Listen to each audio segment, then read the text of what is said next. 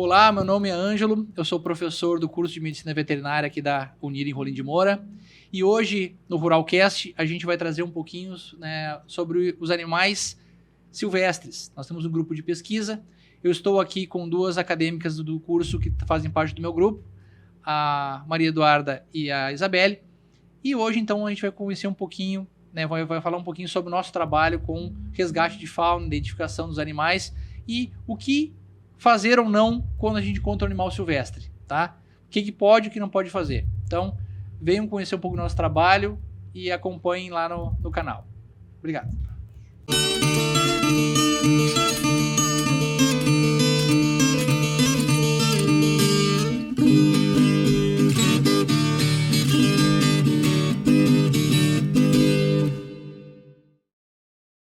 Rondon Cap QR Code, mais fácil para vender e comprar. Aponte a câmera do celular para o QR Code, digite seu CPF, gere o Pix, pague pelo seu banco e pronto, o título já estará em seu nome no sistema do Rondon Cap. Para confirmar, aponte a câmera novamente para o QR Code e veja o título em seu nome. Rondon Cap QR Code, um novo jeito de vender e comprar. Participe! Quando você escolhe um produto FEMAR, escolhe confiança.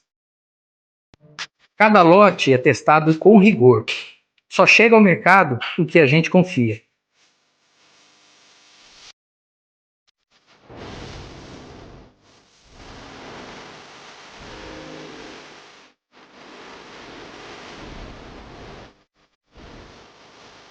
Qualidade não está só no rótulo, está em cada detalhe.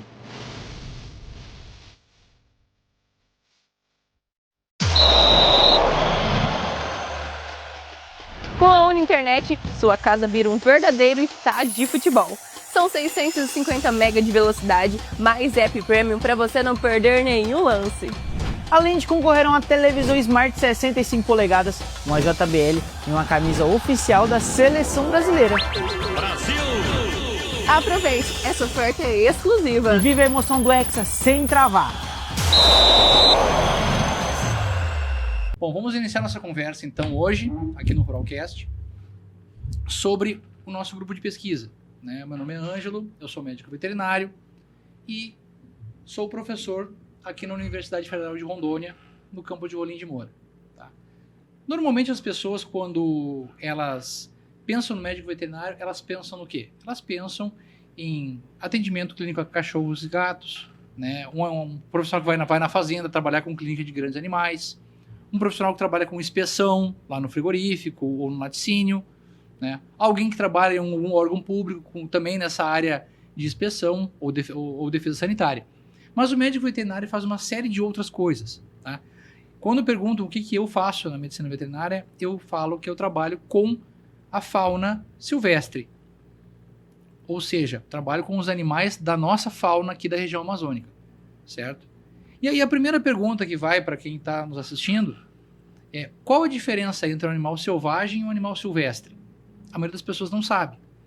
Então, de início, a gente tem animal silvestre, é aquele animal que não depende do ser humano para sobreviver e se reproduzir, e vive, nativo do nosso país, ele é nativo da nossa fauna.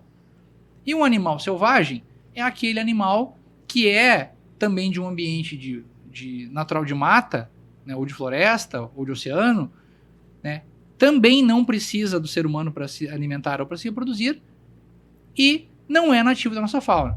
O exemplo que eu uso, né, um leão, ele é um animal selvagem, uma onça é um animal silvestre. Então, é simples assim. E é interessante porque aqui no Brasil, por exemplo, nós temos uma fauna muito rica. E o nosso grupo de pesquisa, o Gerpeto, ele é um grupo de estudo de fauna. O nosso foco é a herpetologia. A herpetologia é a parte da zoologia, que é o estudo dos animais, que estuda os répteis, né? Répteis e anfíbios. Então, serpentes, quelônios, que são tracajás, jabutis, tartarugas, lagartos e os outros anfíbios, né? Sapos, rãs e etc. Então, o nosso foco é esse, mas nós trabalhamos com identificação, manejo, conservação e resgate de fauna geral aqui da região amazônica. No meu grupo de pesquisa eu tenho vários alunos, né, que são os meus orientados, E hoje eu trouxe aqui para conversar um pouquinho, para falar o ponto de vista do acadêmico, do estudante de medicina veterinária. Eu trouxe aqui a Maria Eduarda e a Isabelle, as minhas orientadas para a gente fazer um bate-papo. Então, bem-vindas, meninas, aqui ao Ruralcast. Nós somos convidados aqui para falar um pouquinho, para quem está nos assistindo, sobre o que o nosso grupo faz, vocês como estudantes de veterinária, o que vocês esperavam quando entraram, o que vocês encontraram, por que vocês escolheram essa área. Então, é um bate-papo aqui para o pessoal saber que na medicina veterinária não é só cachorro, gato e grandes animais. Que tem uma gama muito grande de área de trabalho, ainda mais aqui na região amazônica. E o nosso grupo trabalha justamente com essa questão da fauna silvestre. Então, agora vocês se apresentem aí e vão conversando sobre o que vocês acham, como era, qual é a experiência de vocês, expectativas. Então, por favor. Olá a todos. Então, eu me chamo Maria Eduarda Belanda, sou acadêmica do curso de Medicina Veterinária na UNIR e atualmente estou no 5º período. Sou membro do GERPETO e agora estou à frente do grupo de extensão, do projeto de extensão, junto com a Isabelle, e o nosso objetivo é conscientizar as pessoas e mostrar que os animais silvestres, eles não são o bicho de 7 cabeças como imaginam. Então, assim, esse é o nosso objetivo dentro do projeto de extensão, que está ligado com o grupo de pesquisa, que é o GERPETO. Oi, pessoal, tudo bem? Eu me chamo Isabelle, sou acadêmica do 6º período do curso de Medicina Veterinária na Uni. E é realmente isso, né? O objetivo do nosso grupo é a gente estar levando informação para quem não tem tanto acesso a isso, né? A gente desmitificar aquilo que as pessoas acreditam sobre os animais silvestres para que a gente possa passar à frente tudo isso que a gente aprende na faculdade, né? Tá, expliquem para o pessoal que está nos assistindo, então, a diferença entre o que o grupo de pesquisa faz e o que o grupo de extensão faz. O que é extensão, porque as pessoas não sabem, né? Então, aí, fala um pouquinho, Belanda, do grupo de pesquisa. Então, o nosso grupo de pesquisa, ele é voltado para atividades principalmente dentro do campus, onde nós temos a nossa trilha e realizamos atividades diárias para fazer a catalogação dos animais que caem nas nossas armadilhas. Então, como eu disse para vocês, nós temos a nossa trilha, temos os membros do grupo de pesquisa e o nosso objetivo é descobrir mais ou menos quantos animais nós temos lá, quais animais nós temos e por que eles preferem comer uma fruta ao invés de uma ração, por que eles preferem sair durante a noite ou durante o dia. Então, assim, nós utilizamos as armadilhas de queda, que são as Pitfall, e as Tomahawk para capturar os animais e também a armadilha fotográfica para a gente ter o controle e o acesso desses animais que nós temos na nossa trilha. Deixa eu fazer agora, né, a vez do público em geral, assim, pessoal, vou fazer o que fazem nas palestras para nós. Então, vou fazer de conta que eu nunca ouvi falar sobre o grupo. Então, armadilha, mas por que vocês prendem os bichos? Isso não é ilegal, Isabelle? Isso não é ilegal? Não é ilegal? Vocês podem prender os bichos assim, mas por que vocês prendem? Vocês fazem experiências com os bichos lá?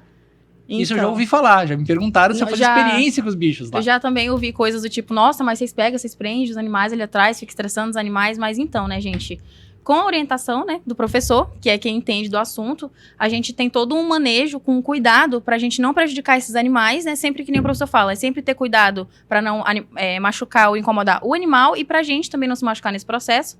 Então a gente usa isso pra puramente fins de pesquisa, né? A gente pega o animal, a gente tem todo o manejo correto, o animal não fica sofrendo, o animal não é machucado, o animal não é abatido, é nada, gente, não acontece nada disso. A gente pega o animal, ver como é que ele tá, às vezes em parceria com uma outra professora nossa da faculdade, a professora Maíra, a gente faz uma coleta de sangue, uma coleta de parasitas, verifica como é que aquele animal tá, pesquisa o que a gente quiser pesquisar nele ali, né, estudo o que a gente tiver para estudar, anota o que precisar anotar, e depois a gente devolve ele lá pro lugarzinho dele, bem tranquilo, sem ele sofrer nenhum dano. Então a gente não fica judiando os animais, gente. Até porque não pode, né, então tem toda uma técnica de como conter o animal, né, o tempo que ele pode ficar contido. A gente faz o estudo de biometria e bioparâmetros, né? Então mede o animal, pesa, analisa a questão da sanidade desse animal, né? Tá no peso esperado, tá no tamanho esperado, tem alguma lesão? Então, agora eu vou pedir para Belanda contar, por exemplo, uma experiência que a gente teve agora com resgate de um animal, por exemplo. Então, além de ter as nossas idas à trilha, nós trabalhamos também com resgate, em parceria ao Corpo de Bombeiros. E mais ou menos uns 2 meses atrás, né, nós resgatamos uma capivara. Ela tinha sido atropelada na frente do Parque de Exposições.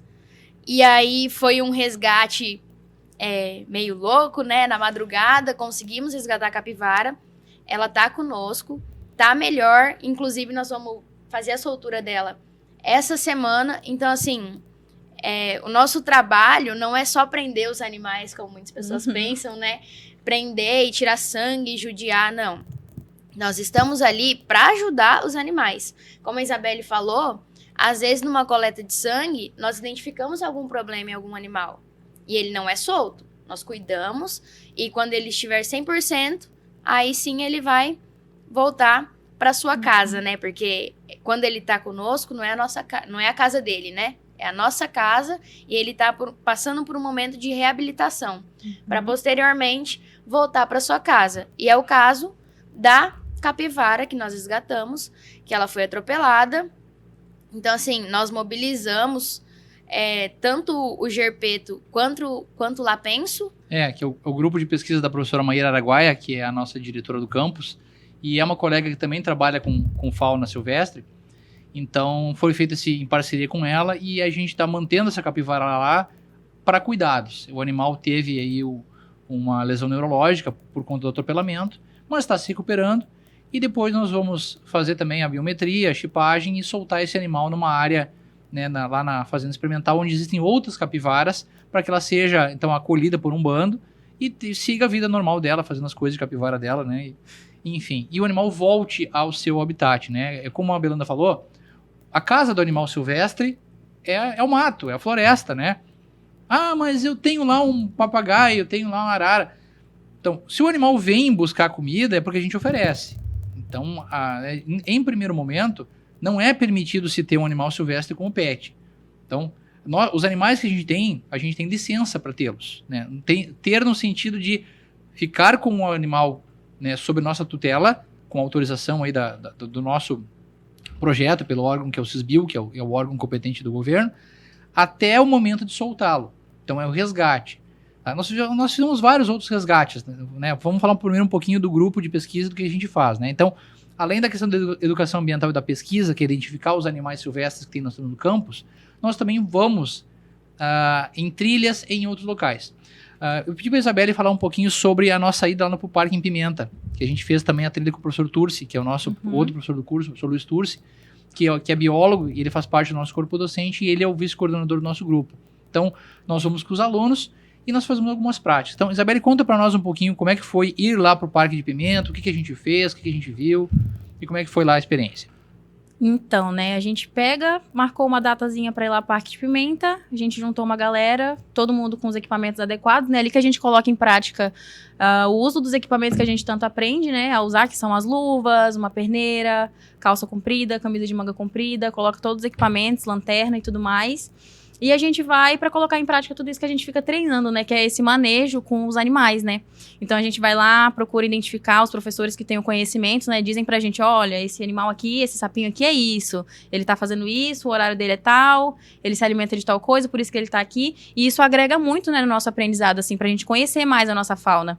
E até a flora também, até a nossa flora, porque os professores também têm um conhecimento, né? Um pouco sobre aquilo, então a gente consegue observar.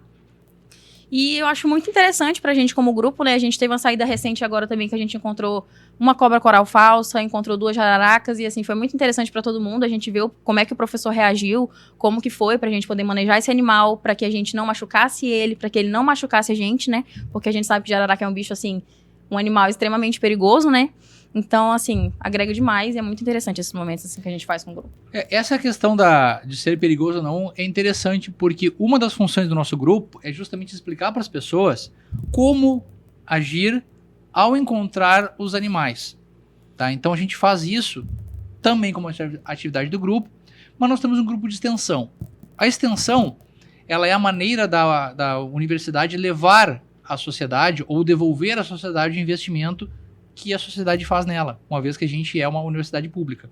Então, todo o recurso que é captado com impostos, né, a parte que é convertida para a formação dos estudantes, pagamento dos professores e toda a estrutura, ela tem que ser devolvida para a sociedade. E uma das maneiras que a gente faz isso, de devolver à sociedade, né, o investimento que ela faz na educação, né, na formação dos futuros veterinários, é com a extensão. É levar o conhecimento técnico e de qualidade para as pessoas que não têm acesso. Hoje em dia, o que a gente vê de bobagem na internet, né? Então, entra no YouTube, tem lá o Rei das Cobras. Eu sempre digo, o que não fazer. Lá o que tem mais é o que não deve ser feito. Então, a gente leva para as pessoas, através da extensão, esse tipo de informação. Então, eu queria que vocês falassem um pouquinho das nossas experiências com as palestras. Para quem que a gente já falou, quais os assuntos que a gente abordou. Então, contem um pouquinho para quem está nos assistindo, qual que é a parte da extensão, que o grupo o Gerpeto Extensão, ele é um braço dentro do nosso grupo. Ele é a parte que leva a informação, né, sobre os animais para o público. Então, eu sou só o orientador. Quem faz é elas. Então, elas preparam as palestras, elas palestram. Então, essa é a minha função aqui, é preparar novos veterinários, né, futuros veterinários, e novos palestrantes, novos divulgadores científicos, que é o que a gente é. Né? A gente não precisa da internet para isso, né? A gente pode fazer isso ao vivo, né? Que nem os astecas faziam, né? Cara a cara. Então, contem para quem está nos assistindo como que foi as experiências das palestras nas escolas, enfim, onde a gente foi. Falem um pouquinho para o pessoal que está assistindo. Olha, eu acho que falando nessas experiências que a gente já teve, eu acho que a mais interessante que a gente teve desde que a gente começou o projeto foi quando a gente visitou a Escola Virtus. Porque, assim, a gente está acostumado a falar para o público da faculdade, para o pessoal de ensino médio, que já é um pessoal mais, entende um pouco mais. Então, eu acho que foi um desafio para a gente. Foi a gente pegar aquelas turmas de crianças bem novinhas. Qual era a faixa de idade daquelas crianças? Do 4º ao 7º ano, né? 4º ao 7º ano? Foram 2 turmas, né? mas aí... Não, era... Não, 5º ao 7º e depois, acho, do 1º ao 4º, não foi isso?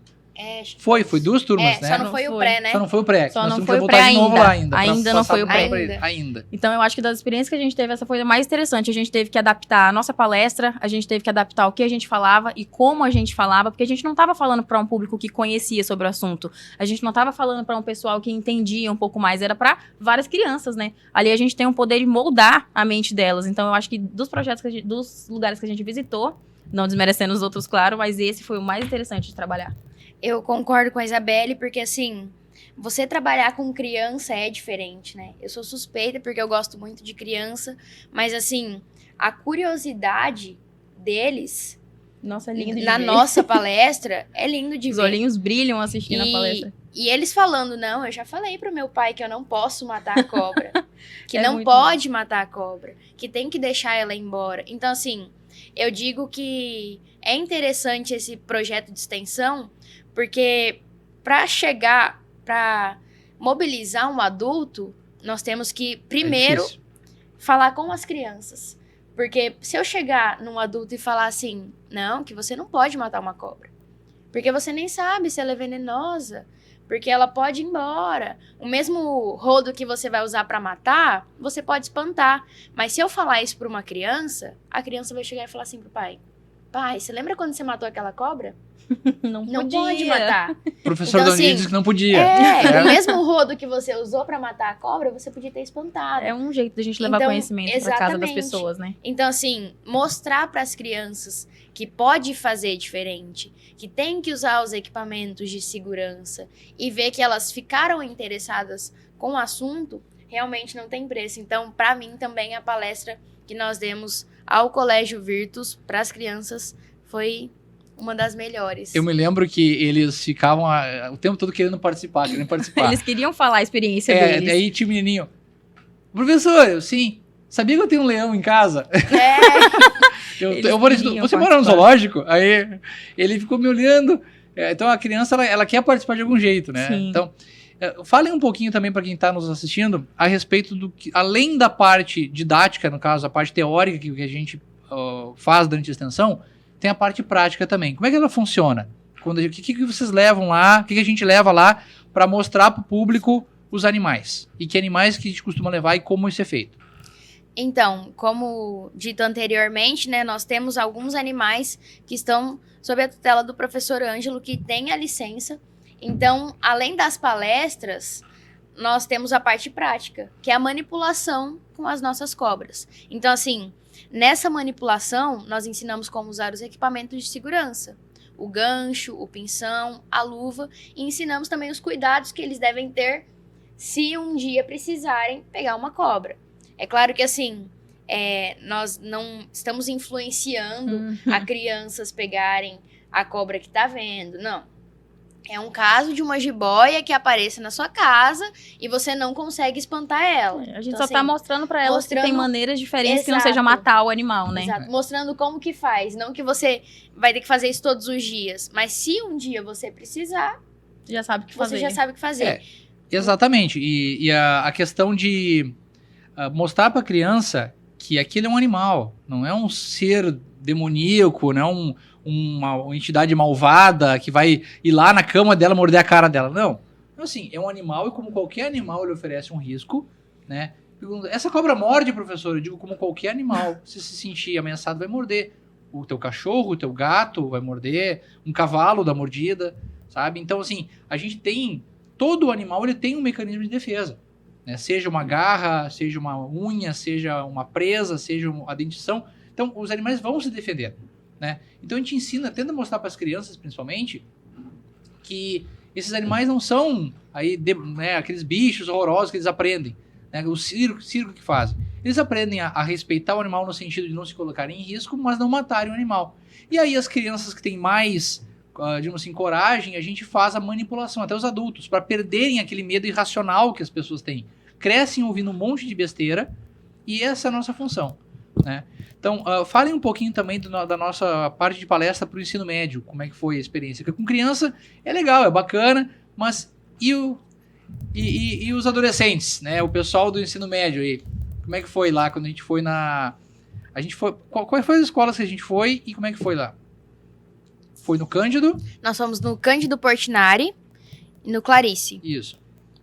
E aí, nossa experiência foi muito boa também, né? Os adolescentes, eles se mostraram interessados no assunto. Uma coisa que me surpreendeu. Eu pensei que seria muito Exatamente. difícil chamar a atenção de um Sim. monte de adolescente que, tipo assim, às vezes eles nem se interessam pela área de veterinária, não é o que eles querem fazer, eles nem gostam de bicho às vezes, e a gente tava lá falando sobre...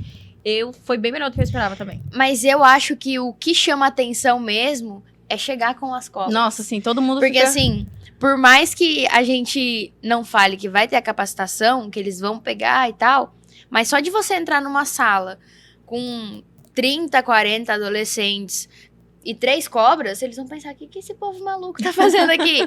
Então assim, eles ficam ligados. E foi muito importante porque acho que algumas perguntas relacionadas a mitos vieram dos adolescentes, né? Quais são os mais comuns, assim, que Tipo, a gente costuma ouvir nas palestras? Assim, é. que a gente sempre escuta. Não, se eu assobiar, a cobra vai aparecer.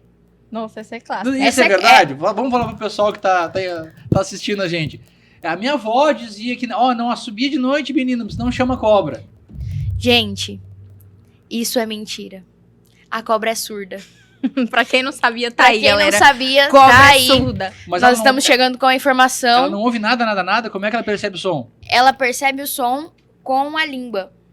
Falando mais claro pra vocês, né? O ato de dardejar, que é ficar fazendo assim com a língua, ela tá sentindo as vibrações. Porque escutar, ela não escuta. Então, assim, nós fomos dar uma palestra, né?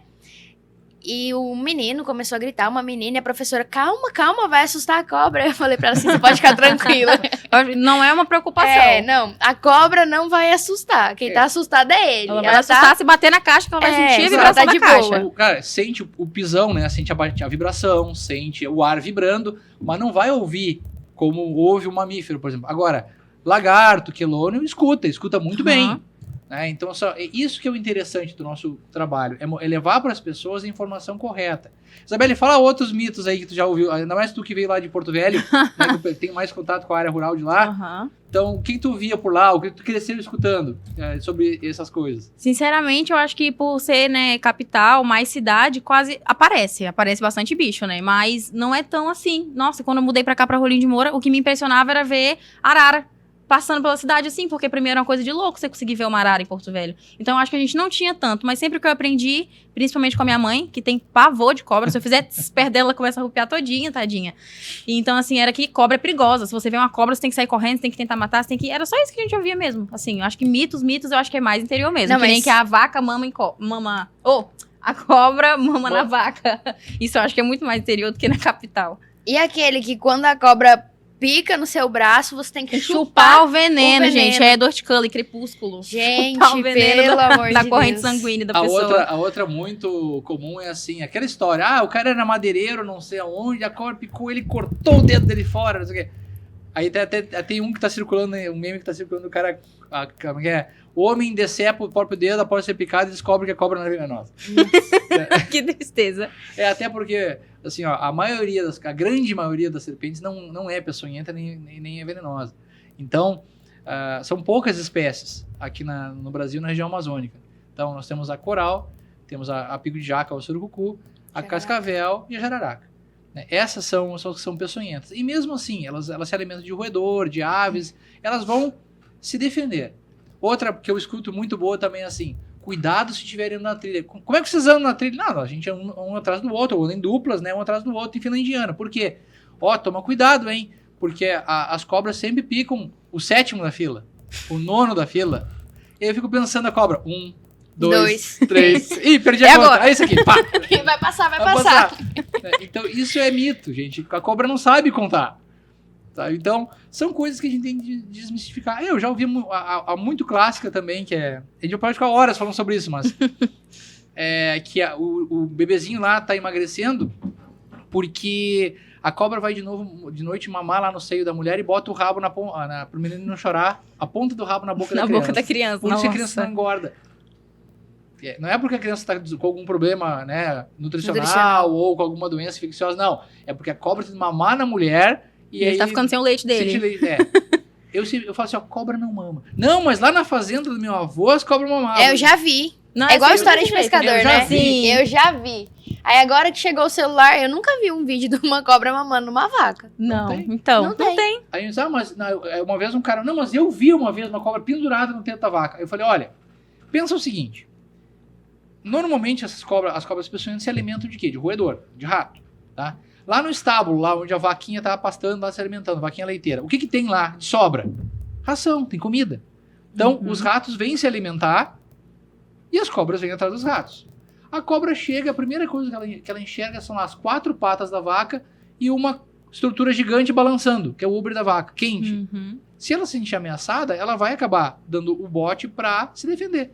Então, provavelmente, o que o cara viu foi a cobra dando um bote pra se defender lá daquela coisa gigante balançando na frente dela. E aí provavelmente já sabia dessa história, né? E aí Já já, não- opa, relacionou uma coisa com a outra. Exato. Tudo E aí errado já também. contou pro vizinho, que É, contou pro outro contou pro outro. vizinho. Aí fica nessa. Não, mas eu conheço um amigo que já viu. E fica nesse E eu tô nível. criando cobra lá. A cobra tá mamando na vaca. Tô criando. E eu tô criando. Aí, Tem umas 10 lá. aí, vamos supor assim, como é que a gente poderia fazer pra desmistificar isso de forma científica? Quais os argumentos? Sou um velho teimoso. Não, mas lá no meu as vacas estão mandando mamar pras cobras. Lá. Então, o que eu posso falar pras pessoas? Como é que a gente pode argumentar de maneira científica que não tem como uma cobra mamar numa vaca? Nossa, analisando a anatomia da cobra, você já consegue, até uma pessoa que não entende, consegue imaginar um pouco. Gente, a cobra não faz, que nem o professor fala, a cobra não faz bico, ela não vai, entendeu? Nem é um mamífero para começo de conversa, né? Nem é um mamífero, então, assim, a alimentação dele não tem nada a ver com o leite da vaca. E a anatomia dele mostra, Não, né? imagina. Ele não suga. Imagina uma cobra, aqui os dentinhos dela, a vaca. Ela lá, com o dentão Não daquele. dá, Não tem não como, dá. gente. Eu sempre falo que Fecha. a cobra ela não faz, né, o biquinho de pato, né? Pra fazer selfie. Porque o lábio do réptil, né, ele é queratinizado, ele é duro. Ele não é um lábio que nem mamífero que faz...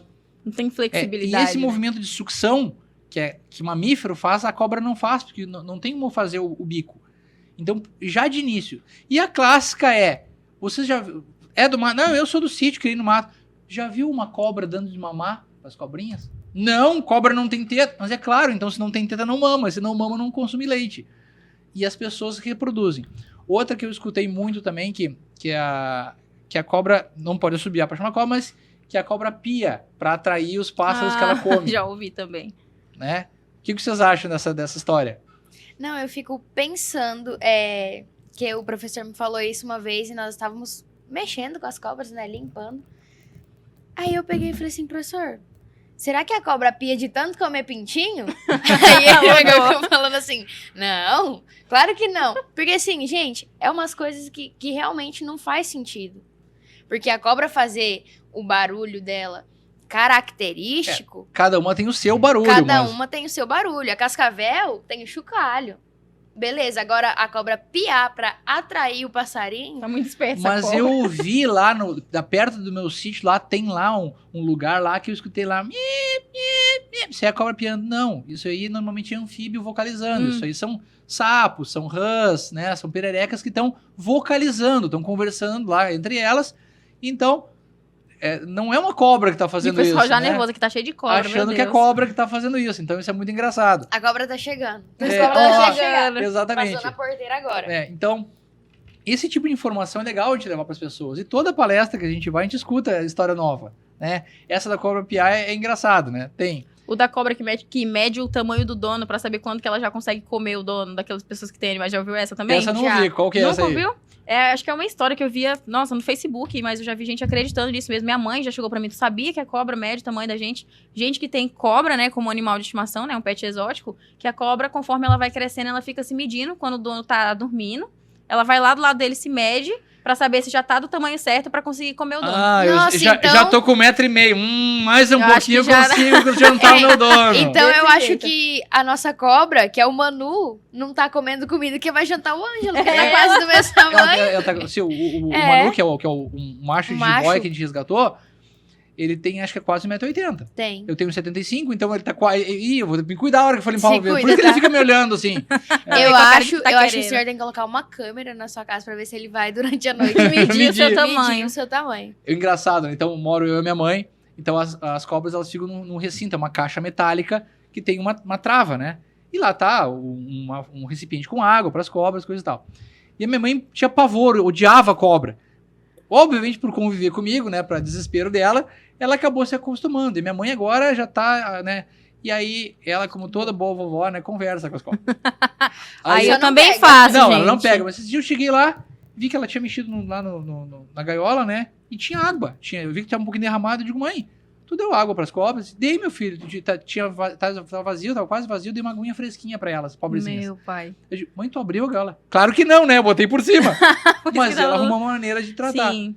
Aí esses dias eu cheguei lá, ela tava conversando com as cobras. Não sei o que da vovó, não sei o que. Eu digo, mãe, tu sabe que a cobra é surda. E a minha mãe, sei, meu filho, mas ela sente o meu carinho. Ai, a mesma coisa que eu falo. Eu falo meu a coração. mesma coisa. Ela sente o meu carinho. Eu digo, tá bom, A vamos gente conversa com as resgatou cobras. uma jiboia em Alta Floresta, não foi? Acho que foi os bombeiros que tinham conseguido pegar ela e aí eles entraram em contato com Sim. a gente foi lá pegar ela também, né?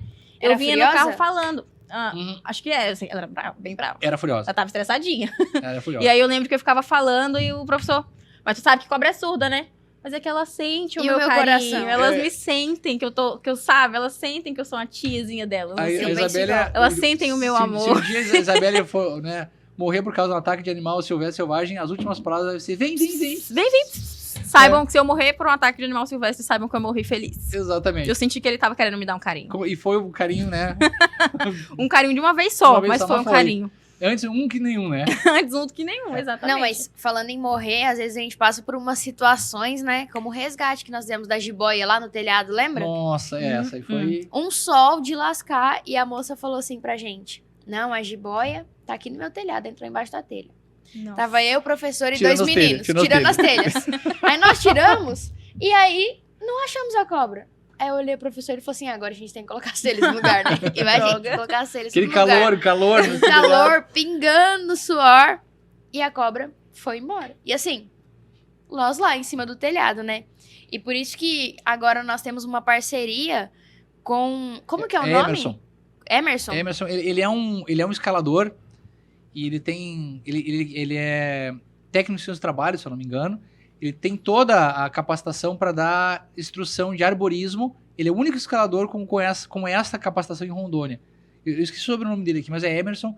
E foram os bombeiros que indicaram ele para nós. Então, a gente não conseguiu fazer no fim de semana passado por conta da outra saída, mas agora, logo depois do Dia das Mães, a gente vai fazer a primeira capacitação do nosso grupo para arborismo e trabalho em altura. Ou seja, a gente vai aprender a escalada em árvore com equipamento e também a subir nos telhados usando equipamentos sem se colocar em risco, né? Exatamente. Então aí o Gerpeto inovando para fazer os resgates, Mais né? uma Porque- técnica de manejo pra gente poder aplicar nos Exato. nossos resgates. E aplicar também nas nossas capacitações, né? Porque como nós falamos anteriormente, tem os nossos membros, mas não pode só chegar uma pessoa que está interessada e já lá Chegar e manusear o a animal, cobra. Então, assim, nós temos que explicar, fazer a capacitação com os novos membros.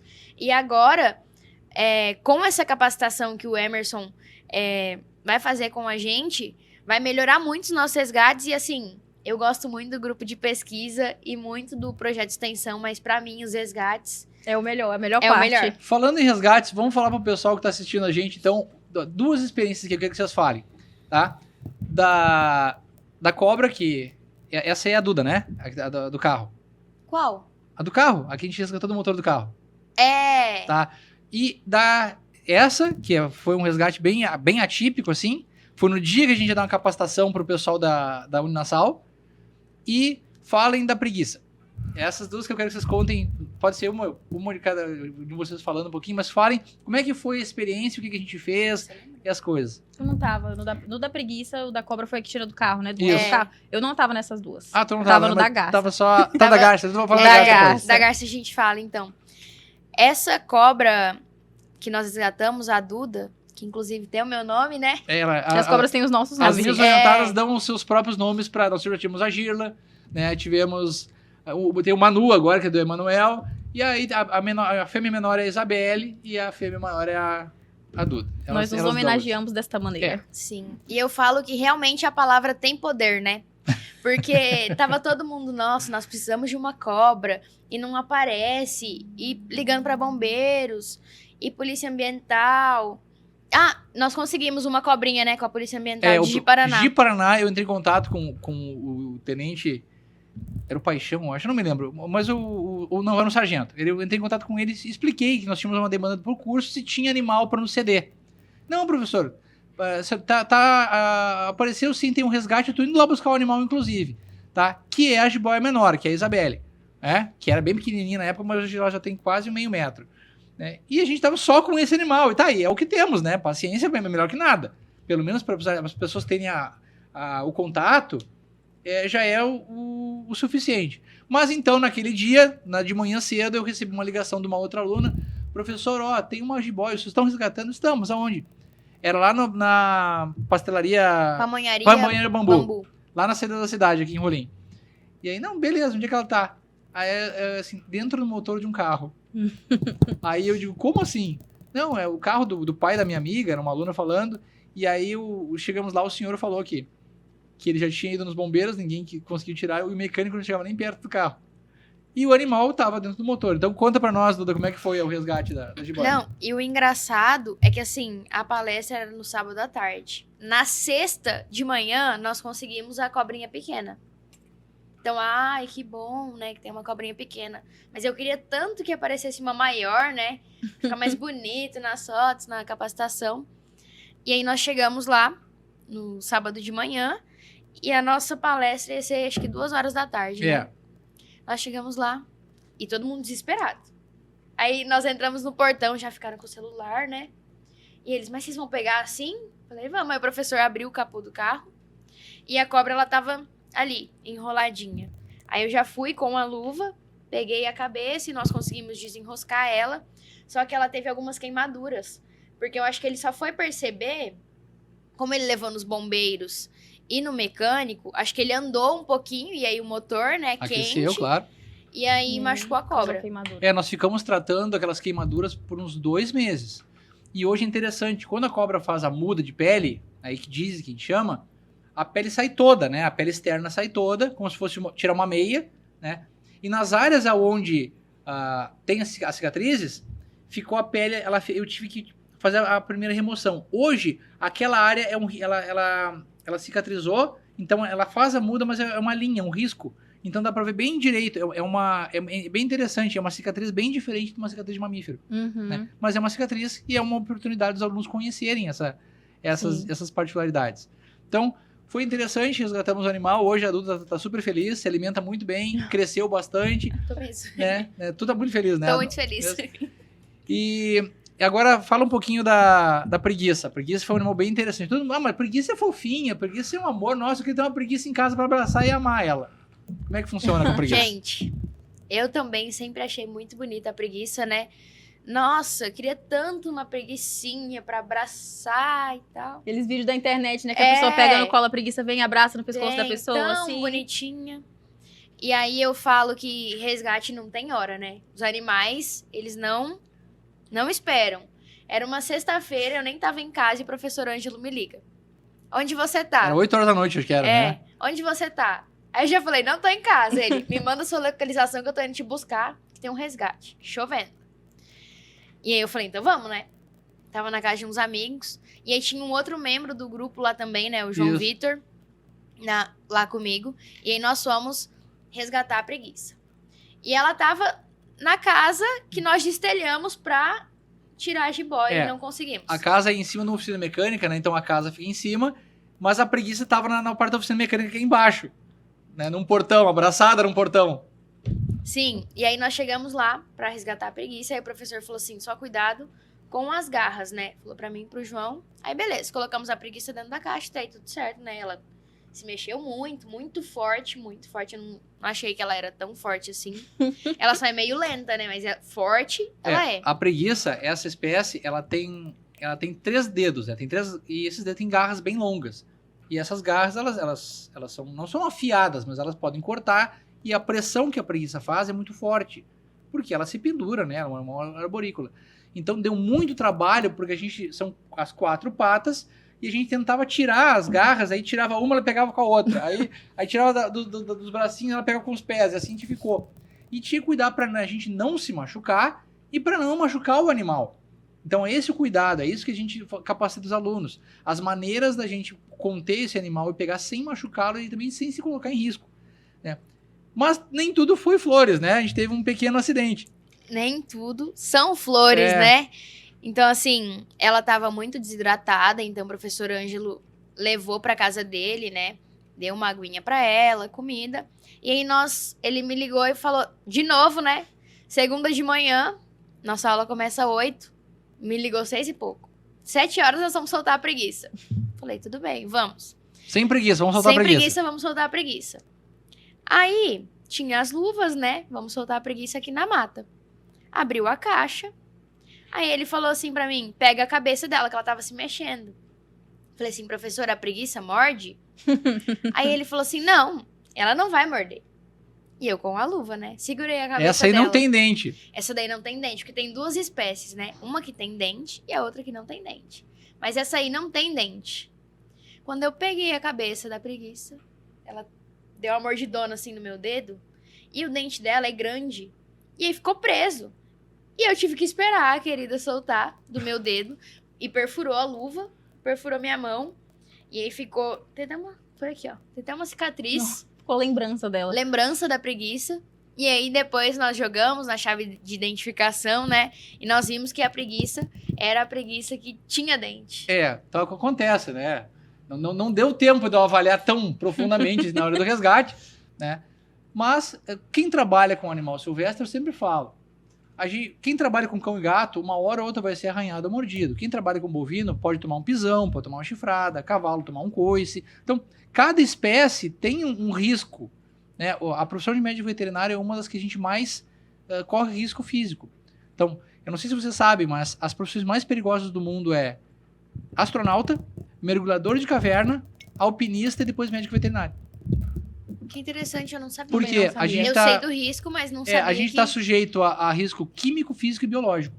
Tanto a gente pode se perfurar com uma agulha, se contaminar com um medicamento ou com um tipo de agente patogênico, um vírus, uma bactéria, né, zoonótico, né, que passa no animal, quanto sofrer uma mordida, um arranhão. Mas eu falo pra vocês, eu não troco por nada o meu trabalho, eu Nossa, amo o meu também. trabalho. Eu tenho uma sobrinha que tem 7 anos, vai fazer 8 anos agora, claro, e o Matheus tem 5. Então, eu faço o chamado de vídeo, mostro os bichos, e eles adoram. Então, é muito gratificante, assim, ver que as crianças gostam do trabalho. Então, eu me sinto muito realizado de poder também, além de divulgar para adolescente, para jovem adulto, também para as crianças, né? Então, vou começar pela minha sobrinha. Então, ela fica maravilhada e tomara que surja uma nova veterinária, quem sabe que Sim. trabalhe com fauna. E é muito legal essa parte do nosso trabalho de resgatar os animais. É muito satisfatório a gente poder dar uma chance para esses animais. Tá? Fale um pouquinho a respeito, assim, ó, de quando as pessoas, quando elas encontrarem um animal, como é que elas devem proceder? Tô na minha casa lá, tô no sítio, apareceu uma cobra, apareceu um lagarto. O que eu faço? O que as pessoas costumam fazer e o que elas não devem fazer? Vamos falar um pouquinho pro pessoal que tá nos assistindo.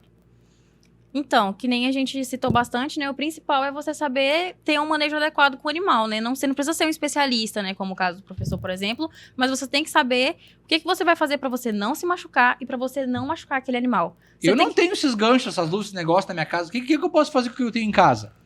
Ai, infelizmente acaba dependendo muito da situação que o animal vai se encontrar. Como, por exemplo, no forro, não tinha o que fazer. Aí chamar bombeiro, né, gente? Então, dependendo do animal, se você vê que você realmente não vai conseguir pegar, ou se você mesmo tentando, assim, afugentar o animal, ele vai acabar entrando numa parte da sua casa, assim, que vai ser perigoso pra você acessar, é chamar bombeiro, é chamar quem entende. Mas caso não consiga, um cabo de vassoura, um pano. Eu fiz um resgate recente de uma cobra cipó na casa de uma amiga, né? Ela ligou pros bombeiros, os bombeiros foram lá. Ela me ligou, eu não atendi. Ela ligou pros bombeiros, daí depois. Eles foram lá, reviraram a casa dela, não encontraram. Não encontraram a cobra. Foram embora, pensaram que a cobra tinha ido embora. Nisso, depois ela apareceu de novo no quintal. Já me ligou desesperada de novo. Isabelle, vem aqui que essa cobra voltou, tira esse bicho daqui. Ela tem bastante medo, né? O pai dela, inclusive, ia matar a cobra, né, se eu não tivesse chegado, né. Aí eu cheguei lá e junto com o meu marido, né, que eu chamo ele de auxiliar de veterinário, né. Esse rapaz, o Gabriel. Tomara que Pode tu assista. casar. Já casou, né? Já casou. Eu vou fazer um agradecimento especial ao Gabriel, que é o nosso mesmo honorário do grupo. Ele não é acadêmico, mas ele é o marido da Isabelle. E ele põe bicho em moto, e leva pra lá e pra cá, e leva ela pra lá e sempre ajuda a gente. Então, Gabriel, um abração, cara, muito obrigado. Não desista. Não desista, viu? Ele é o nosso auxiliar de campo, né, gente? Nosso auxiliar de campo. Então, assim, foi eu e ele, a gente tinha um cabo de vassoura e uma toalha. E o sonho? E um sonho. Sonho de pegar a de cobra achar cipó. e pegar a cobra. E ele, tadinho, ele tava preocupado de machucar o animal, porque eu falava pra ele, você vai fazer aquele procedimento, né? Você vai pegar na cabeça do animal, que é onde ela vai machucar você, né? O restante do corpo não vai fazer nada, mas ali a cabeça que é o perigoso. Você vai imobilizar, e aí eu vou pegar ela por trás, pela cabeça dela, de um jeito que não machuque ela e que ela não pegue a gente, né? E aí ele, com medo de machucar, acabava soltando, não apertava muito forte, e aí deram uma toalha pra gente. Falei, meu Deus, o que eu vou fazer com a toalha? O dente dessa bicha vai atravessar a toalha. Aí o que ele fez? Ele falou, deixa eu tentar pegar. Ele foi com a toalha, ela deu o bote na toalha, grudou o dente dela na toalha, e lembrando que era um animal pequeno, tá? Acho que tinha 1 metro. Só que é uma cobra fina, uma cobra pequena, a cabeça dela era pequena. Então a gente via que a mordida dela ia prender o dente dela ali, engatou o dente dela. E aí eu vim por trás e peguei. Deu certo o resgate. Então com coisa simples. Era um cabo de vassoura que a gente tinha e uma toalha, que deu pra fazer a contenção do animal. Normalmente a gente, um rodo, por exemplo, a gente pode não esmagar a cabeça, mas conter Só a cabeça do conter, animal. Ou pode mesmo espantar ela, o animal. A tendência do animal é fugir. Sim. Ele não vai buscar o confronto. O ser humano, ele é muito grande para ser comida. E o animal interpreta a nossa presença como ameaça. Então ele vai sempre fugir e tentar se defender. Dessa história que sucuri come gente, isso é besteiras. Eu ouvia muito, minha mãe falava demais. Come gente, não tem. Tem ataque com humano lá na Malásia com as Malaya Python. Sim, tem 3 casos de ataque com predação, né? Com comer um ser humano, mas os Malaya têm 1,5 metro, né? E era uma cobra muito grande.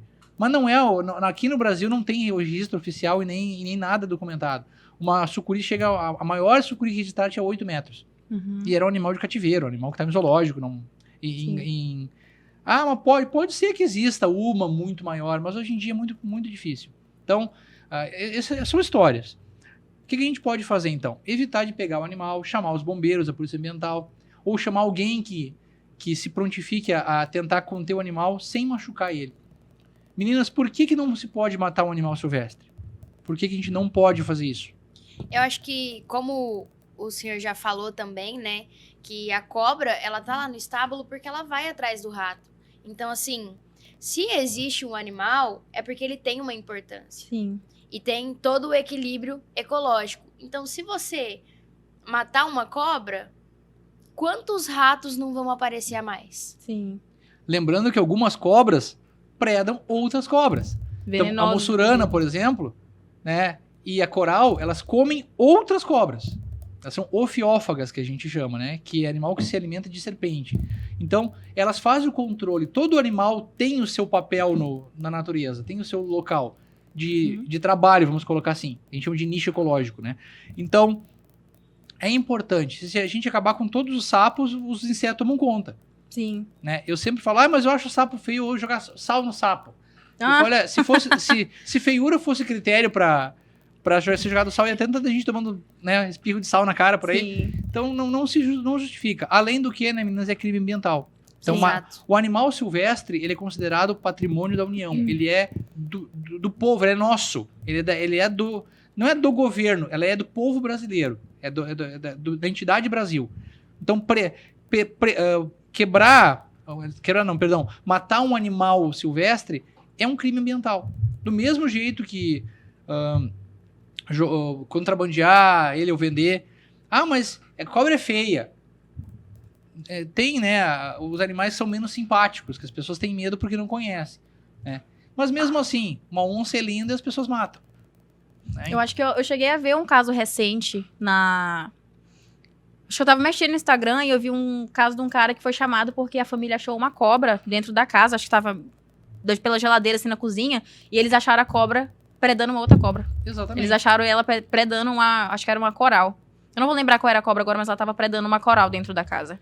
Aí, Isabelle, essa pergunta é pra ti. Fala um pouquinho sobre os gambás, que as pessoas têm a mania de descer o porrete nos coitados dos gambás.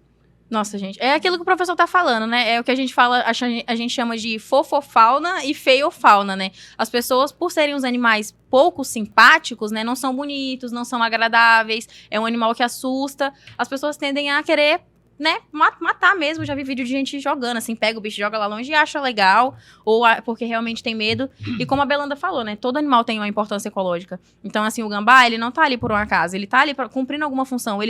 O gambá, ele também preda cobras peçonhentas. Principal predador de cobra peçonhenta. Então, a presença de um gambá próximo a uma residência é a certeza que provavelmente não vai ter cobra ali. Daí ele faz esse controle. Mas muito cuidado. Manipular o gambá, porque ele tem bastante dente e ele morde mesmo. Ele é um animal bem agressivo. Sim. Inclusive, eu vi um vídeo muito interessante ontem. Na verdade, não foi interessante pra pessoa que tava fazendo graça com o gambá, né? Bem feito. Mas assim, ele tinha um gambá na rua e aparentemente era uma cidade grande, ele catou o gambá pelo rabo e foi brincar de dar um beijo no gambá. Nossa E o gambá senhora. grudou na boca dele. Eu vi com uma E ele jiboia isso. tentava soltar o gambá e não soltava, aí o gambá soltou e ele tentando matar o gambá no chão e o gambá, ó, Capou o gato. foi embora. Aí, Então assim, exato. Pergunta, primeiro, pra quê? Pra que fazer yoga dessa? Pra quê? Pra quê? Segundo, poxa, pensa um pouquinho, cara. Vai dar beijo no gambá, um animal silvestre, né? Esse cara deve ter, além de ter tido uma laceração na boca, ele vai ter que tomar antibiótico, tomar antirrábica. Ainda mais um gambá, né? Que é um animal que ele pode albergar uma série de coisas como todo animal silvestre. Então, mesmo um cachorro e um gato de rua, eles podem transmitir doença. É por isso que a gente não pode deixar os animais se reproduzirem, né? Sem controle. Animal silvestre tem que ficar na natureza, lá na natureza. Claro que aqui em Rondônia é complicado porque, né, eu moro aqui em Rondônia faz 20 anos, eu vim do Rio Grande do Sul. E o que me deixa maravilhado aqui é o contato com os animais. Eu falo que eu não vou embora daqui porque aqui estão os animais que eu estudo. Então, a fauna de sul e sudeste ela é infinitamente menor do que a de biodiversidade que a gente tem aqui. Então, os animais estão aqui e a gente é privilegiado. Como disse a Isabelle, né? Lá em Porto Velho, é difícil ver arara voando. Sim. Aqui, de manhã cedo, na casa onde eu morava, eu via lá os araçari comendo mamão, as araras, né, pousando assim nos galhos perto da minha casa, macacos. Então, essa questão é muito importante. A gente tem contato com a fauna em qualquer lugar, aqui dentro da cidade. A gente fez resgate de arara dentro da cidade já. Eu fiz o resgate de uma jiboia não, jiboia também, mas eu fiz o resgate de uma jararaca na frente do panelão, há uns anos atrás. O pessoal chamou, foi lá, pôs equipamentos, peguei e soltei, né? Então esses animais a gente tem que tomar muito cuidado na hora de manipular eles. Isabelle, fala um pouquinho do resgate da garça que a gente fez acho que um mês atrás, mais ou menos. Como é que foi o resgate da garça? Sim. Quem foi que entrou em contato com o senhor mesmo pra avisar da garça? Foi o bombeiro entrou em contato com a professora Maíra. A Maíra passou pra gente. Porque uma pessoa tinha achado uma garça com a asa quebrada e estava cuidando dela, né? No final de uma avenida aqui em Rolim, que tem uma parte que não tem calçamento e ela termina num alagado. Uhum. Então, provavelmente a garça veio de lá. Sim. Então, ligaram pra gente, o professor avisou, ó, a gente vai buscar uma garça, estamos indo lá, pegamos equipamentos, né? E aí, pra garça foi um equipamento diferente, né? Foi uma rede que a gente usou. Exato, que é uma rede de contenção normalmente. Pode ser usada para ouriço cacheiro, que a gente também já resgatou também em cima de árvore. Inclusive, encheu de espinho a rede, né? Que a pessoa chama de Luiz Cacheiro, né? E que eu chamo de porco espinho, que não é um porco, na verdade. E a garça tem necessidade, para não machucar o animal, da gente conter ela como uma rede. Então é uma rede de tecido de algodão e a gente usou ela para embrulhar a garça. Então conta um pouquinho da experiência, como é que foi. Então, assim, por sorte, né, ela tava numa área ali que não era aberta, a gente não precisou correr atrás, ou tinha algum lugar que ela conseguisse se enfiar dentro de difícil acesso, né? Ela tava num quintalzinho mais fechado, eles colocaram uma portinha lá improvisada para fechar o lugar. A gente veio, se aproximou devagar dela, né? O professor de um lado, eu do outro, pra ela não querer correr, né? Jogou a redezinha e resgatou o animal, né? A gente colocou dentro da nossa caixa. Levou na caixa? Não. Na caixa. Não, foi no meu colo, eu acho. Mas a gente teve que fazer uma coisa bem específica. Você lembra o que a gente teve que fazer na cabeça? Segurar o bico dela e o pescoço também, o pescoço, né? E colocar o capuz. Ah, verdade. A gente colocou o capuz na garça, né? Pra evitar ela do estresse, né? De ficar se assustando, segurando o bico também, cuidando do pescoço pra não quebrar o pescoço, né? Que a garça é um animal frágil. muito frágil, assim, né? O esqueleto é muito sensível e tem o pescoço muito longo. Então, o bico afiado, o bico corta peixe. Então, a gente teve que segurar o biquinho. Eu botei o capuz para o animal ficar calmo e não ficar estressado com o barulho, né? O deslocamento de carro. E a gente levou a garça, então, para o hospital veterinário. A colega clínica avaliou o animal. Depois, o cirurgião marcou a cirurgia. Tivemos, na época, infelizmente, que amputar a asa, porque a asa já tinha morrido, né? Já tinha necrosado. Tinha até um cheiro bem ruim já. Bem forte, Bem forte. Então, só que, infelizmente, como todo animal silvestre, às vezes a gente faz tudo certo, faz a cirurgia de forma correta, o animal acordou. Só que o fato da garça estar presa num ambiente que ela não conhecia foi o suficiente para o animal entrar em estresse e morrer.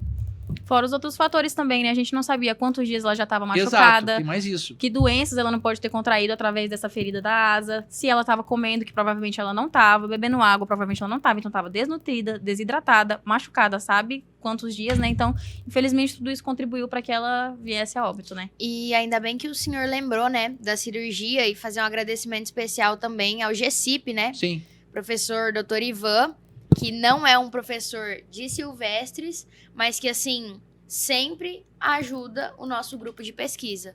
Fez a cirurgia da garça, fez também a cirurgia no Lucas, né? No Lucas, que era uma jiboia arco-íris, que nós levamos pra lá. Então, assim, ali na faculdade tem alguns grupos de pesquisa e um ajuda o outro. Nós temos parceria com o Lapenso e agora com o GECIP. Tem o G-Climagem também, né? Também. Professora Ana Sabrina, que fez ultrassom na cobra. Então, cada colega, agradecer também a professora Nayara, que também nos ajuda. Ela é da patologia clínica, mas ela também tem experiência com silvestres. Nós resgatamos esses dias o azeitona, né? Sim. Que é um periquitão, né? Um periquito, né? Um tipo de psitacídeo. E ele nasceu, ele veio lá da fazenda experimental, o vigia achou ele, caiu do forro, e ele tinha tem um problema nas patinhas, ele tinha as duas patinhas abertas, então ele não conseguia nem ficar sentado. Então nós fizemos uma tala, uma imobilização, e a professora Nayara está cuidando dele, e ele já está conseguindo parar em pezinho, começar a se alimentar. Ele ainda não consegue fechar bem as patinhas, porque ele vai ter que treinar isso. Mas é um animal que com certeza morreria, né? Aí vocês me perguntaram, tá, professor, mas essa garça não ia morrer do mesmo jeito? Por que vocês não pegaram e já não mataram ela? Aí eu falo, olha, a nossa missão como médico veterinário não é matar animal, é salvar eles. Então, mas ele não morreu igual? Morreu. Veio a óbito, mas ele estava sem dor, estava medicado, estava hidratado, ele teve uma assistência. Se ele teve uma morte, ela foi uma morte digna, sem sofrimento. Mais conforto do que seria se ele estivesse lá, abandonado na rua, né, sofrendo, sentindo dor, passando fome, sede, E eu acho que acho que vale a pena. Enquanto tiver vida, vale a pena lutar. Vale a pena tentar. Porque eu prefiro me arrepender de não ter tentado do que depois ficar pensando, nossa, mas eu tentei e morreu. Sim. Mas foi uma consequência, né? Tem coisas que a gente não consegue controlar. Como o senhor mesmo falou, a cobra, ela tava tudo infeccionado, né? Tinha necrose. Então, assim, era difícil, ela passou por um estresse, mas imagina quantos dias ela não ficaria lá nesse cantinho. Sofrendo até ela finalmente morrer, né? Olha a situação o Lucas, porque o aluno que achou, ele era do nosso grupo ou não? Ele é. Ele é do nosso grupo, ele era, né? Ele chegou pro professor, eu achei uma jiboia arco-íris. A jiboia arco-íris é um outro tipo de jiboia que tem uma coloração que reflete a luz, então lembra o arco-íris, assim, né? E ela é muito bonita, ela tem um tom avermelhado. É um animal um pouco mais agressivo que a jiboia normal, comum. E esse animal, ele teve o que a gente chama de prolapso de hemipênis, né? Então, o pênis da cobra é dentro do corpo, né? E é em forma de Y. Então, provavelmente por um pisão, um atropelamento, alguma coisa assim, né? O animal ficou com o hemipênis exposto. Então, ele ficou para fora. E o que acontece? Ele ficou muito inchado e estava necrosando. Quando o Lucas achou, já estava no estado bem ruim. Nós tentamos o primeiro tratamento clínico com anti-inflamatório, com pressa fria, mas não teve como fazer. Acabou que o animal ia perder o pênis de qualquer forma. Então, o professor Ivan e o grupo de pesquisa dele, é o GCIP, né, levaram o animal para a cirurgia, foi sedado, e o processo cirúrgico foi excelente, né? Levei ele para casa, eu e a professora Maíra ficamos medicando o animal, tinha que fazer então injeção lá todos os dias, dando antibiótico, inflamatório, e na primeira semana o animal evoluiu bem. Só que eu vi que de um dia para o outro ele ficou escondido lá no recinto que eu tinha deixado ele. Quando eu fui manipular ele para fazer a medicação, ele estava bem agitado. E no outro dia de manhã, simplesmente, quando eu fui lá mexer com ele de novo para dar medicação, ele estava morto. Professor, por que isso? A gente não sabe quanto tempo esse animal estava na natureza. A gente não sabe se ele não tinha alguma outra doença. A gente não sabe se o processo infeccioso pode ter levado ele a contrair uma infecção até que a gente acessasse, né, o procedimento. Então, não foi o procedimento. O procedimento foi perfeito, né? Agradecimentos novamente ao professor Ivan, né, que é o nosso cirurgião. Mas o animal silvestre estar cativo, né, ele estar preso, isso causa estresse nele. Então, é bonito ter macaco, o pessoal gosta. Qualquer animal silvestre, o lugar dele é na natureza. Animal silvestre não é pet. Os que eu tenho estão para estudo, ou para as palestras, ou para a gente poder chipar, coletar sangue, avaliar o estado clínico e depois soltá-los. Então, animal silvestre não é pet. Ah, mas eu tenho um sítio, eles vêm comer. Tudo bem. Se ele vai e volta porque ele quer, é uma história. As araras vêm lá no telhado da casa, tudo bem. Mas ter um animal preso dentro de casa é perigoso. Macaco é assim. O macaco, quando ele é pequenininho, é engraçadinho, né? Mas o macaco é igual ao humano, né? Na adolescência fica insuportável. Né? Então, eles ficam agressivos. Tanto macho quanto fêmea ficam agressivos. Eles mordem, eles arranham, eles atacam. Então, é muito comum as pessoas terem um macaquinho e depois abandonarem quando ele chega na puberdade. Porque eles ficam sexualmente ativos e ficam muito agressivos, principalmente os machos. Então, não, o macaco não é pet, é perigoso. O macaco pode transmitir alguma doença, além de dar mordida. Então tem vídeo também do pessoal querendo dar beijinho no macaco tomando mordida, né? Sim. Então... Eu acho muito bonitos os animais, né? Todos, assim, sou completamente apaixonada. Só que eu tenho consciência também que eu não sei cuidar de um macaco. Que eu não sei cuidar de uma arara. E que eu não posso deixar ele preso. E assim, aqui no Brasil, o tráfico de animais silvestres, ele perde somente pro tráfico de armas e pro tráfico de drogas. Então, assim... É um mercado muito grande, né? Movimenta exato, muito dinheiro esse mercado. Acho que, se eu não tô enganada, cerca de 10 bilhões, né? No mundo, sim. No mundo. Então, assim...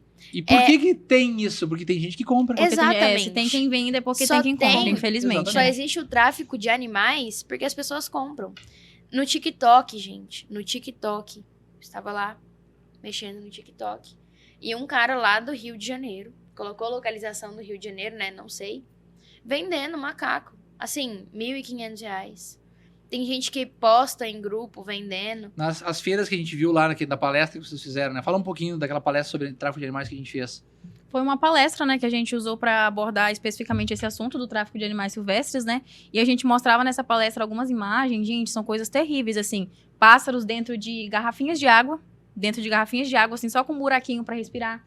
animais, assim, em uma superpopulação dentro de uma caixa minúscula. Cobras enrolada com fita, Nossa, né? Fita enrolada adesiva. com fita, assim, presa com aquelas... Eu não sei o nome específico daquele material, mas é aqueles que a gente compra que vem fruta dentro, assim, aqueles saquinhos que vem fruta, uma redezinha. Cobra enrolada naquilo, gente, pra conseguir transportar. É um E o absurdo. pior é que, assim, a maioria desses animais não chega vivo no destino final. Então é por isso que eles têm essa grande quantidade, porque eles pegam 30, mas só vai sobreviver 5. E por que vocês acham que é tão fácil no Brasil, assim, o tráfico? Por que existe tanto tráfico de animal no Brasil? Se tem lei. As leis existem, mas assim, a punição, ela não é como deveria ser. Então, tem um traficante, ele trafica animais silvestres, e aí ele tem uma carga, como a Isabelle falou, manda 30 para sobreviver 5. Aí, esses 5 já estão vendidos, já estão pagos.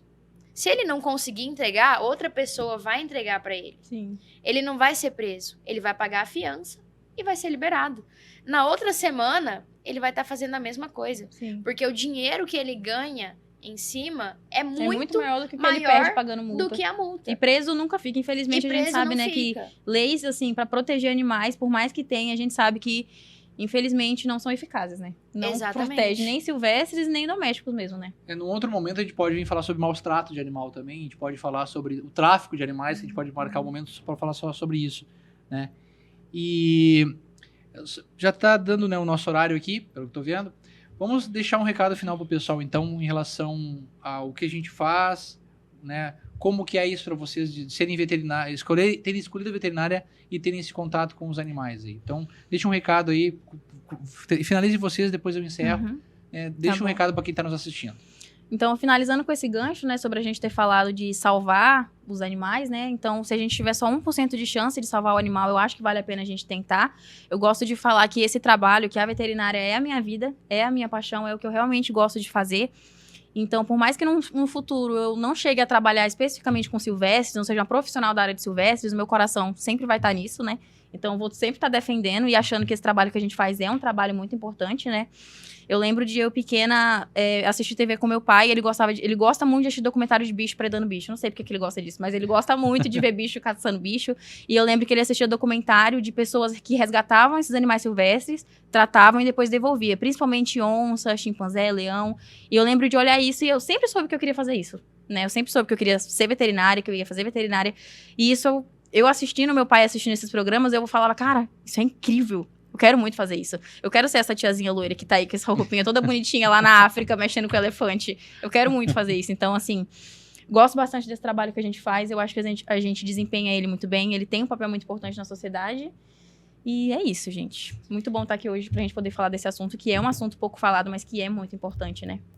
Queria encerrar agradecendo o Ruralcast, né, que deu esse espaço pra gente e falar que, assim, eu fico muito feliz com o nosso projeto de extensão, que como o professor Ângelo citou anteriormente, que é a universidade devolvendo à população, e esse é o nosso papel como estudantes de veterinária, é conscientizar, é alertar as pessoas sobre os riscos, sobre o que ela deve fazer e sobre o que ela não deve fazer. Então, assim, esse é o papel do nosso grupo de pesquisa, é trabalhar com os animais na nossa trilha, mas também conscientizar. Excelente.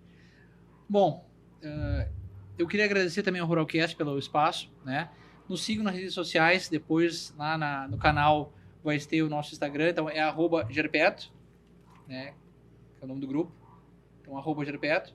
Então lá vocês acompanham aí as nossas aventuras, nossos resgates, nossas palestras, nosso dia a dia, né?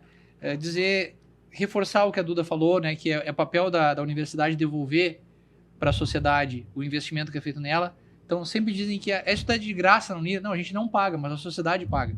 Então é muito justo que a gente devolva isso para a sociedade na forma de conhecimento. Eu amo meu trabalho, eu sempre falo para elas que eu não escolheria fazer outra coisa. Eu sempre falo, né, eu escolhi ser veterinário desde criança também, e eu amo o que eu faço. Então, uma vez perguntaram, professor, por que você escolheu ser veterinário? Eu digo, porque as pessoas, elas podem falar e elas têm quem as defendam. Os animais não têm voz e não tem quem os defenda. Então, a minha missão sempre foi essa. A minha missão como veterinário é na defesa, dando maus tratos E a fauna silvestre, pela oportunidade de estar em Rondônia, era o sonho também. Eu também via documentário de animal na África, né? Animal na Amazônia, porque eu via no Rio Grande do Sul. Então eu ficava maravilhado. Será que um dia eu vou estar lá? Estou. Eu sou professor da universidade, tenho 16 anos, eu sou muito grato por Rondônia, como estado, ter me acolhido. Sou muito grato pela Unir ter me oportunizado de ser professor, né? Depois que eu passei no concurso e estou na área da docência lá. É muito bom trabalhar com os jovens, formar novos veterinários. E como disse a Isabelle, é a missão da minha vida, né? É o que eu quero fazer, o que eu vou morrer fazendo. E talvez um dia minhas últimas palavras sejam, né? Vem, né? Então, que bom. Agradecer então novamente aí o Ruralcast pela oportunidade, né? Nos sigam lá na rede social e lembrem que animal silvestre não é pet, matar animal é crime, né? E todo animal tem o mesmo direito de viver que qualquer outro ser vivo, certo? Obrigado e vamos encerrando por aqui. Meninas, obrigado pela presença de vocês e tem mais o pessoal que está nos assistindo. Obrigado pela audiência.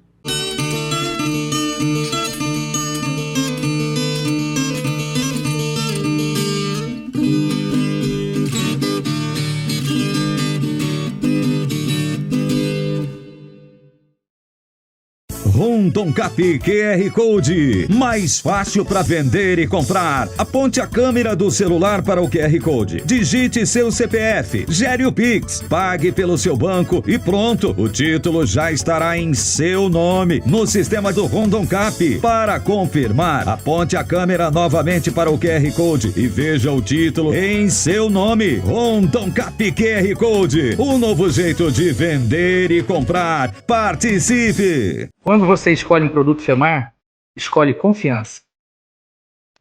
Cada lote é testado com rigor. Só chega ao mercado o que a gente confia.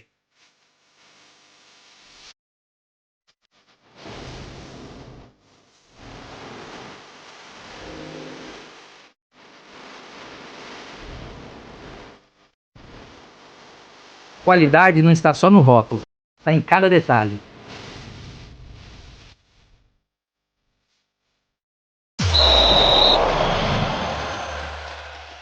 Com a Uninternet, sua casa vira um verdadeiro estádio de futebol. São 650 MB de velocidade, mais app premium para você não perder nenhum lance. Além de concorrer a uma televisão Smart 65 polegadas, uma JBL e uma camisa oficial da Seleção Brasileira. Aproveite, essa oferta é exclusiva. E viva a emoção do Hexa sem travar.